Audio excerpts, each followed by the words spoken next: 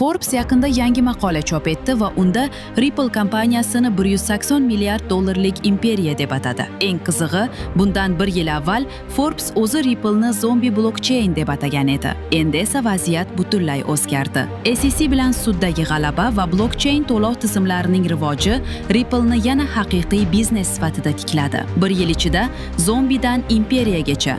Bu kripto tarixida kamdan kam uchraydigan hodisa. Yusef bilan tahlil qiling. Faktlarga tayaning.